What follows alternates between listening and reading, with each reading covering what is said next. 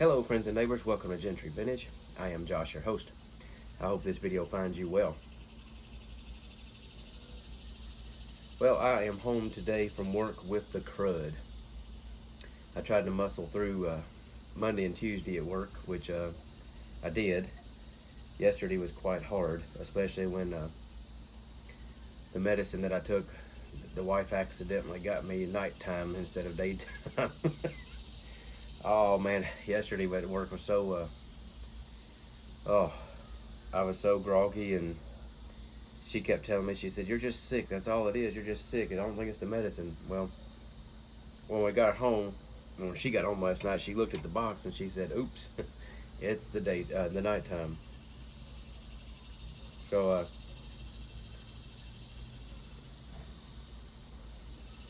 I got up this morning and went to go get in the shower. First, I got up late for one, and went to get in the shower, and man, my head was swimming, my ears all stopped up and everything, and I was like, I don't know. And she walked in there, she said, "Why don't you just stay home today?" I said, "No, I'm going to work." She said, "You should just stay home and rest." I said, "You know what? I think I am." So, I'm starting to feel a little bit better, but it's probably good that I didn't push myself today.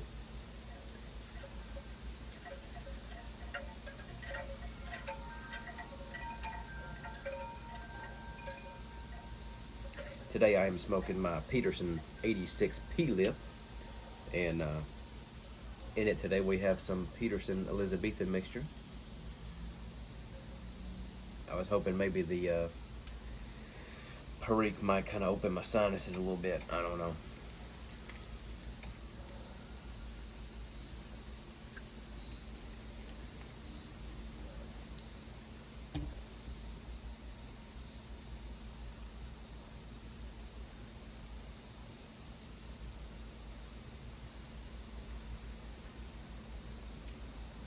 So my stepmom just texted me a few minutes ago, told me that my dad went to see his urologist today, and apparently his blood pressure bottomed out for whatever reason, and he passed out. And she said they're in the emergency room right now, but there's nothing to worry about. She said he's alert and talking and everything, and they're gonna do a CAT scan and whatever else, and see if they can figure out what's going on. He has a pacemaker, but the last time something like that happened, they didn't think it had anything to do with his heart, or I don't know. My dad has pretty advanced Parkinson's disease, and with that comes all kinds of stuff. So she sent me a text message the other night to let me know that actually today she has a meeting with his doctor to discuss starting him in palliative, I can't even say the word, palliative care. And I'm still a little aggravated, not about the decision, but the lack of conversation about it, I guess. It's hard to get my stepmom to, for one, it's kind of hard to get her to keep me up to date on everything that's going on with my dad. And when she does, for the most part, it's more of a text message instead of a phone conversation to explain something to me, which in some ways I semi-understand, because it's hard to talk on the phone around my dad. For one, with his Parkinson's and dementia and everything, he always he's paranoid, and a lot of times he thinks that she's talking about him anyway. So, but at the same time, she's just not a good communicator. But I feel like this palliative care situation warranted a phone call more than just a text message, casual text message. For one, I was familiar with the term, but I didn't know anything about it. And what I have learned about it, I've had to learn from Google. And best I can tell, it's kind of a pre-hospice situation. And honestly, he probably needs it. I'm not saying he doesn't. I'm not saying I disagree with the decision. I just wish there would have been a little more conversation, especially being the fact that I am his son and I live 2 hours away.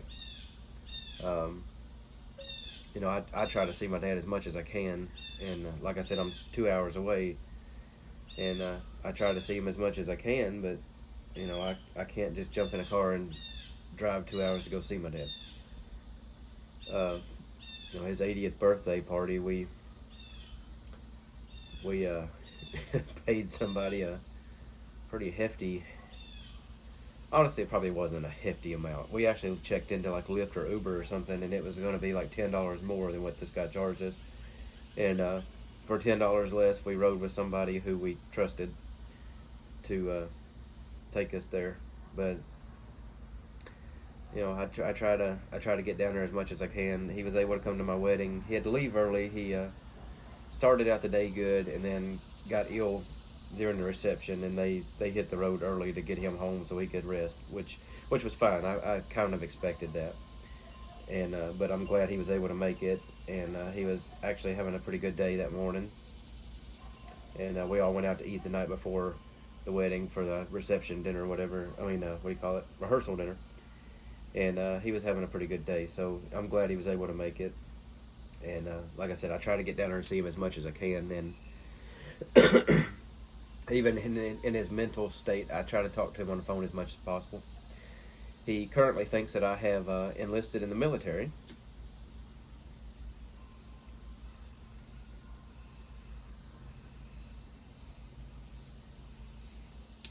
And he's very proud of me for enlisting in the military. And he said that he knows I'll do great. And as soon as I find out where I'm going to be stationed and my unit number, I need to make sure to let him know.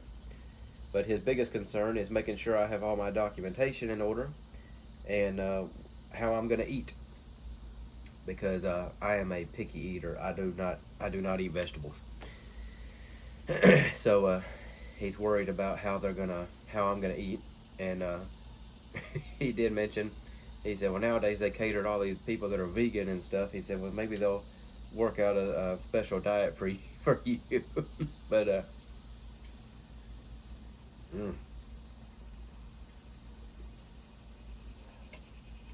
it's a tough thing to deal with, and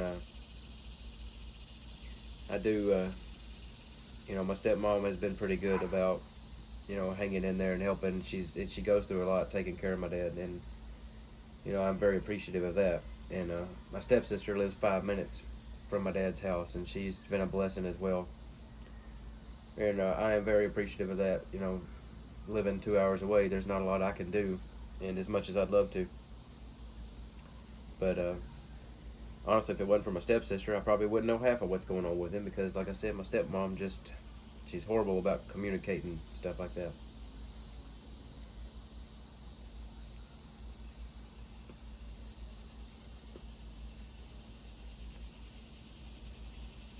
Anyway,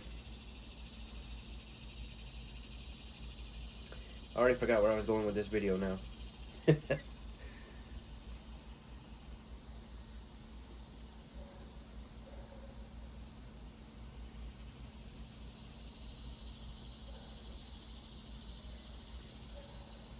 My wife's got some health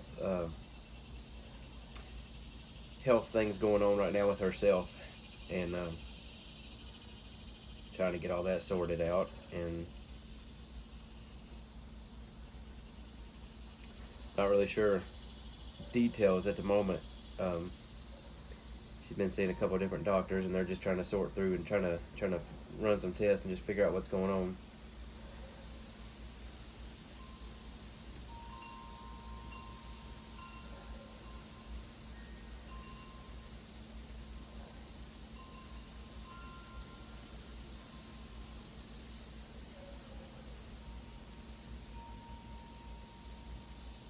Just a lot of things going on right now. We went out of town this past weekend to get together with some car club friends of mine. You may have seen my post that I put up in the community tab. Um, we used to get together once a year, first weekend of June. Our friend that lives about an hour or so away from Louisville here uh, used to invite a bunch of our car club friends to get together, and they would host. And he owns a funeral home in a small town, and he would always host a ice cream social and a little car show, cruise in at his funeral home. And he has a band, and he would have the band set up out in a parking lot or something at the funeral home. That way, the people in the this would usually occur during a festival in town, so people would be out and about. And this year it was raining, so the concert got moved inside to the chapel of the funeral home, which actually worked out pretty good. But after COVID, when COVID hit, it kind of screwed that up. And this is the first time we've been able to get together since COVID.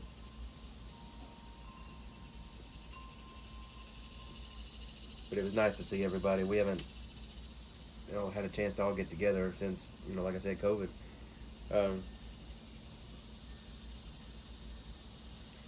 Unfortunately, there was 3 people in our group missing. Our friend that hosts us, his brother passed away just before COVID, and he was a big part of our group. And it's just not the same without him. But also, we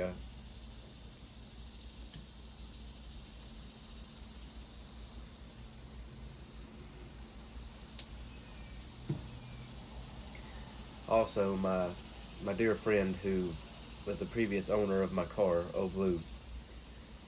Him and his long-time girlfriend both passed away from COVID. And this was the first time that we've all gotten together without all 3 of them. And while it was really nice to get together and see everybody, and we had fun, it was a wonderful time. It just wasn't the same. The whole atmosphere was different, and unfortunately, I don't think it'll ever be the same.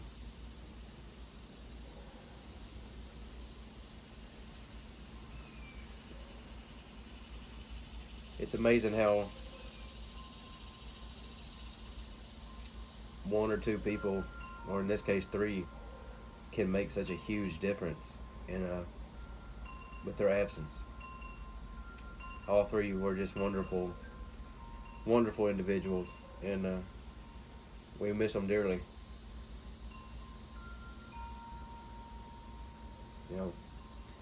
My buddy Danny, that was the owner of my car. Every time we'd all get together and be eating out at a restaurant somewhere, it didn't matter where he was sitting, he would always be shooting spit wads at me. 59-year-old man shooting spit wads across the restaurant. It didn't matter if it was a fancy steakhouse or a Waffle House. It didn't matter what it was. The man would always be shooting spit wads at me. But Danny was one of the most kindest, most generous people you could ever meet in your life. And I loved him dearly, and definitely miss him. But I know he was there in spirit. All 3 of them were. And it was some much needed time away to just sit back and relax and enjoy each other's company, and listen to some good music and eat some good food and sit back and have a pipe while a couple of my other buddies enjoyed their cigars. And we did have a good time. It was, and I was very blessed to be able to be a part of it this past weekend. Me and my dad used to make a lot of these car club gathering trips together, and obviously with his health and everything, my dad doesn't drive anymore. So being visually impaired and not able to drive, it's a lot harder for me to get to these car club gatherings. And I'm very thankful that I have friends that are willing to make sure that I'm a part of it.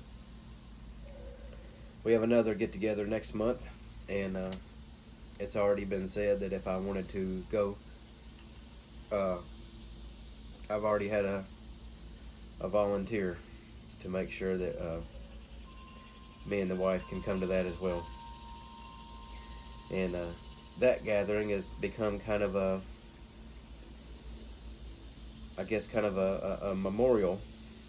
Um, for the past 2 years, this will be the, is that right? No, this is the second year. Sorry, I believe this is the second year. Um, this is now becoming a tradition for us to get together in our friend Danny's hometown and just kind of get together and share stories and memories of him, and be together and still do what he would want us to do. Just keep getting together, and we're like family. We're friends, but we're family. So we're gonna try our best to do that. I was really hoping to try to get my car down there since it's his hometown and it was his car. I was really hoping to get the car down there, but main thing is I got a gas leak at the moment, and I really need to get that taken care of before she goes on a 8-hour road trip. Well, hopefully we can at least be there. And his mom is still living, and she's down there, and I talk to her pretty regularly. And last year she wanted to get together with us, but she just emotionally she just couldn't. So I'm hoping this year that maybe she'll get together and have dinner with us or something. But I'm gonna try to talk to her and hopefully talk her into that, because I think it'd do her some good to get out of the house and see everybody. She's family too. Family's not always blood. And quite honestly,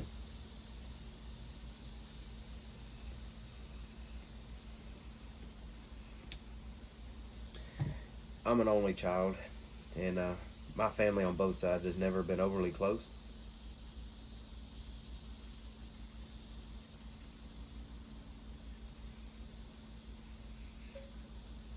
So for me, close friends have always been like family. Um, it's kind of always been that way for me, but even more since I met my now wife.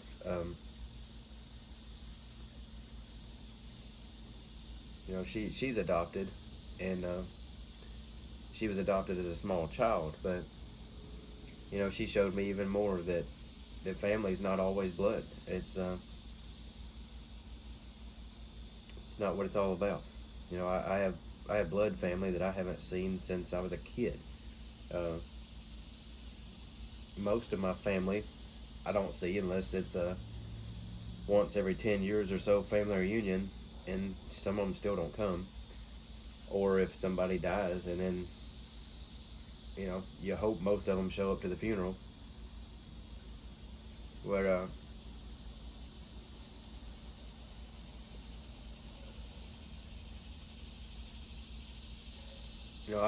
I have friends that I don't talk to regularly, but I can pick up the phone and call them right now, or see them in person right now. I may not have seen them in months or a couple years or whatever, but we pick right up where we left off, and it's like we talk every day.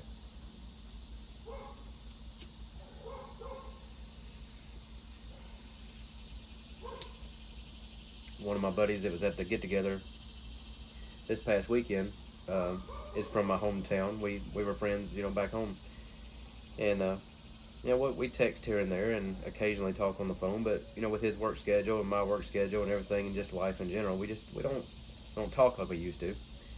But you know, we ended up meeting up at our little car club gathering or whatever, and we just start talking like we just got done talking yesterday.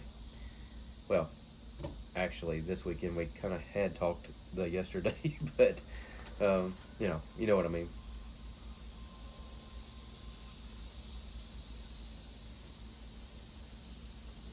But as I get older,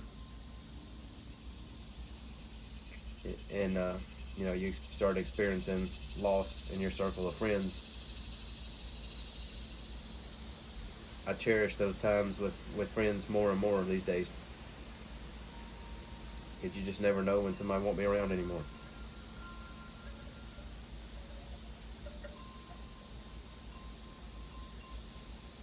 You know, I never dreamed my buddy Danny would be gone. You know, at 59. He was always healthy and never smoked, never drank, never, you know, really did unhealthy things. And COVID just hit him and took him down fast.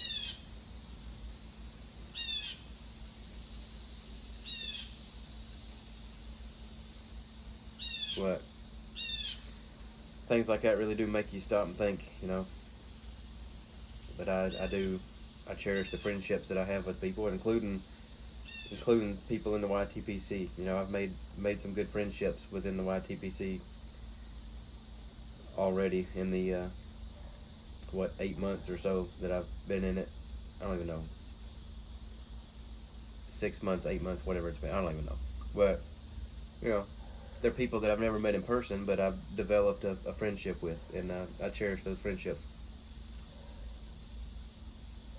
We'll meet in person one day.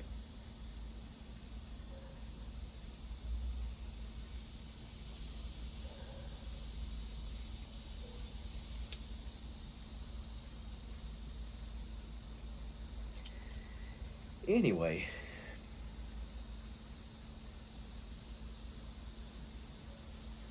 I just wanted to jump on here and talk to you for a few minutes, and hope I didn't bring you down too bad.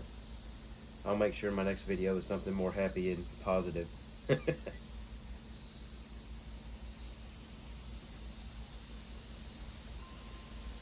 if you stuck with me this long, I appreciate you. And I'm going to sit here and enjoy this pipe and enjoy this beautiful weather we're having in Kentucky, and hope this medicine keeps working. And I guess we'll see you next time on another Gentry Vintage video.